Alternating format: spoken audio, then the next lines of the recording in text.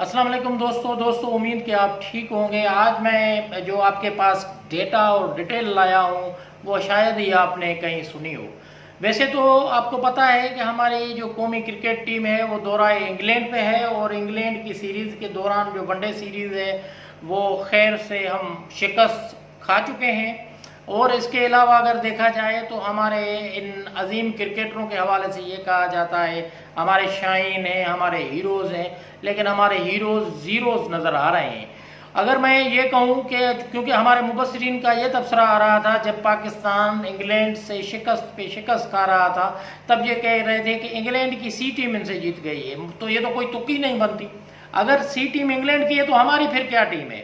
مجھے تو ایسا فیل ہوتا ہے کہ ہماری ٹیم ہی سی ٹیم تھی انگلینڈ کی اے ٹیم کے ساتھ جو کھیل رہی تھی، جن کو شکست ملی۔ لیکن آج میرا جو گفتگو کا موضوع بحث ہے وہ یہ نہیں، پاکستان ٹیم کی کارکردگی نہیں ہے، بلکہ چونکا دینے والی خبر میرے پاس یہ ہے، اور یہ خبر آپ نے کہیں پہ بھی اس انداز سے شاید ہی کہیں پہ سنی ہو، اور میں سمجھتا ہوں یہ فرسٹ ٹائم میں ہی ان چیزوں کو آپ کے سامنے لایا ہوں کہ پاکستان کرکٹرز ان کی جو تنخواہ ہے ماہانہ، جو ابھی جو سینٹرل کانٹریکٹ جو پاکستان کرکٹ بورڈ نے اناؤنس کیا ہے، اس سینٹرل کانٹریکٹ کی بنیاد پہ پاکستان کے وزیر اعظم، پاکستان کے صدر اور چیف جسٹس آف پاکستان اور چاروں صوبوں کے وزرائے اعلیٰ سے زیادہ تنخواہ ہمارے کرکٹرز ماہانہ اٹھا رہے ہیں۔ وہ کیسے؟ آئیں پہلے میں آپ کو ذرا سیاستدانوں کے متعلق بتاؤں کہ وہ ماہانہ ان کی تنخواہ کتنی ہے۔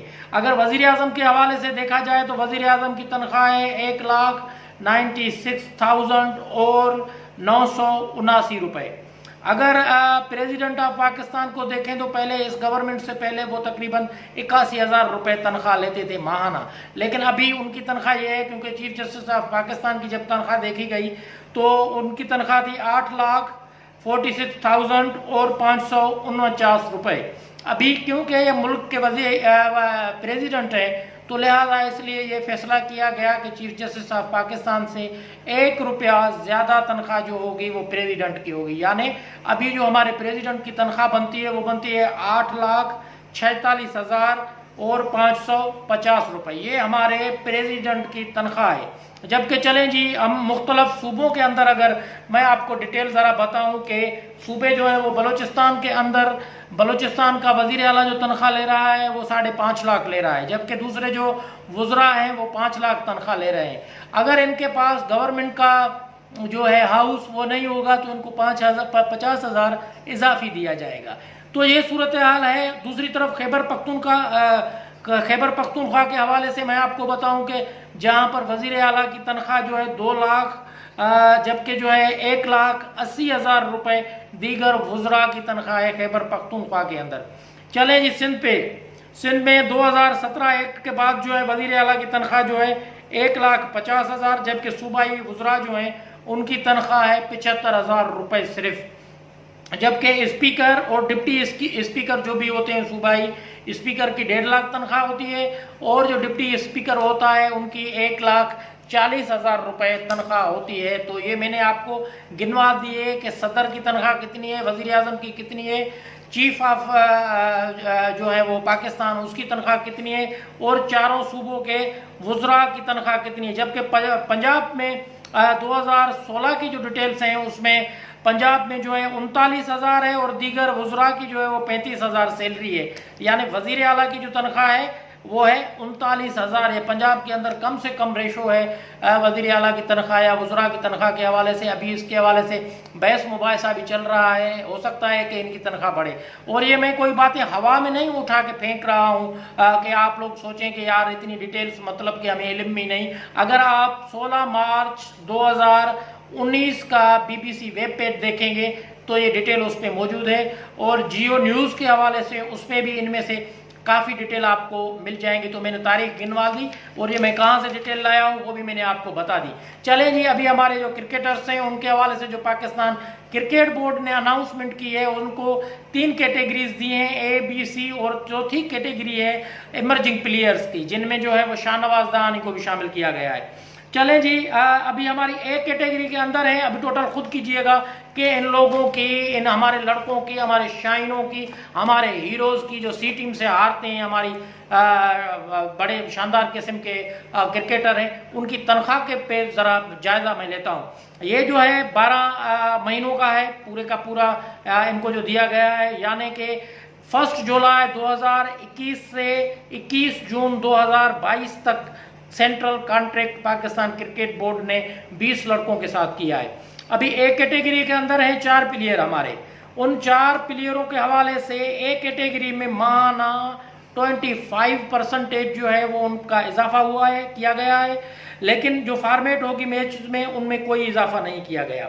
بی کیٹیگری میں جو ہے وہ ماہانہ 25% کے ساتھ، ٹیسٹ میچز میں 15، ون ڈے میں 20%، T20 میں 25% اضافہ کیا گیا ہے۔ ساتھ ہی سی کیٹیگری میں ماہوار وظیفے میں جو ہے وہ 25%، ٹیسٹ کرکٹ میں جو ہے وہ 34%، ون ڈے میں 50%، T20 میں 67%۔ ایمرجنگ کیٹیگری میں میں آپ کو بتانا چاہوں گا کہ اس میں ماہوار وظیفے میں 15% اضافہ کیا گیا ہے، ٹیسٹ میچز میں 34%، ون ڈے میں جو ہے وہ 50% اور T20 میں 67% کا ان کی تنخواہوں میں اضافہ ہوگا۔ ساتھ ہی میں آپ کو بتاؤں، ابھی میں وہ آپ کو تنخواہ بتانا چاہوں گا کہ ایک کیٹیگری کے جو ہمارے 4 پلیئر ہیں ان کی تنخواہ بنے گی ماہانہ 13,75,000 روپے۔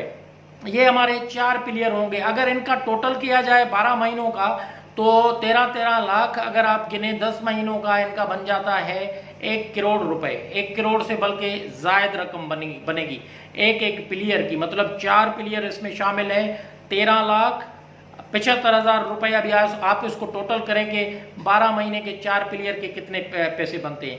جو بی کیٹیگری میں ہمارے پلیئر ہیں 9,37,500 روپے بی کیٹیگری میں، اور بی کیٹیگری میں ہمارے 6 پلیئر۔